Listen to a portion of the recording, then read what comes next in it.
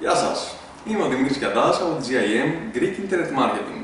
Σήμερα κάνουμε αυτό το μικρό βιντεάκι εδώ στα γραφεία της GIM για να δώσουμε σε όλους εσάς τους μικρομεσαίους επιχειρηματίες μερικές συμβουλές που θα σας βοηθήσουν στην καλύτερη λειτουργία της επιχείρησής σας. Ας ξεκινήσουμε. Θα πρέπει να μείνετε επικεντρωμένοι στο marketing και τις πωλήσεις. Μην ξεχνάτε ότι οι πωλήσεις είναι αυτές που φέρνουν το χρήμα στην επιχείρησή σας. Δεύτερη συμβουλή. Θα πρέπει να προσπαθήσετε να διατηρήσετε και να αυξήσετε τις πωλήσεις σας επεκτείνοντας το πελατολόγιό σας.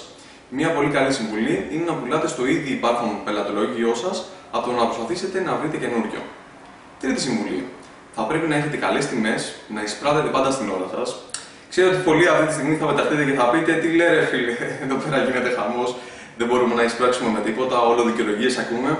Αλλά μην ξεχνάτε ότι το ρευστό, το να έχετε πάντα ρευστό στην επιχείρησή σας και στη διάθεσή σας, είναι πάρα πολύ αναγκαίο για τη βιωσιμότητα της επιχείρησής σας. Θα πρέπει να έχετε καλούς υπαλλήλους, να τους εκπαιδεύετε, να τους ανταμείβετε όταν κάνουν καλή δουλειά και να τους πληρώνετε πάντα στην ώρα τους. Έτσι και αυτοί θα ανταμείψουν την επιχείρησή σας δουλεύοντας πιστά για εσάς. Πέμπτη συμβουλή. Θα πρέπει να διατηρείτε καλές σχέσεις με τους προμηθευτές και τους πιστωτές σας και όπως και το προσωπικό σας θα πρέπει να τους πληρώνετε επίσης την ώρα τους. Έτσι και ήδη θα φροντίσουν να σας ανταμείψουν είτε με καλύτερους όρους πληρωμής είτε με καλύτερους όρους παράδοσης.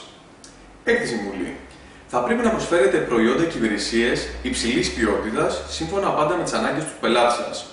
Ο πελάτης δεν θα πρόκειται να σας δώσει λεφτά επειδή είστε οι πιο καλοί, επειδή έχετε το πιο καλό όνομα, απλά θα χρησιμοποιήσει το προϊόν ή τις υπηρεσίες σας επειδή αυτό τον βολεύει, επειδή αυτό καλύπτει κάποια από τις ανάγκες του. Επόμενη συμβουλή.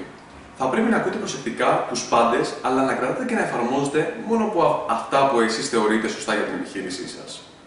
Επόμενη συμβουλή. Μην αναβάλλετε για αύριο τις αποφάσεις που μπορείτε να βάλετε σήμερα. Θα πρέπει να θέτετε στόχους. Να βάλετε στόχους για εσάς, για τον εαυτό σας και την επιχείρησή σας, ημερήσιους, εβδομαδιαίους, μηνιαίους και ετήσιους και θα πρέπει να φροντίζετε να τους τηρείτε. Επίσης, μην αναλώνεστε με οτιδήποτε άλλο μπορεί να σας φάει χρόνο και να μην σας φέρει χρήμα. Ελπίζω να σας βοήθησα. Είμαι ο Δημήτρης Κιαντάς από τη GIM Greek Internet Marketing. Μείνετε συντονισμένοι στο YouTube κανάλι της GIM για περισσότερα βίντεο. Αντίο και καλές πωλήσεις. Γεια σας!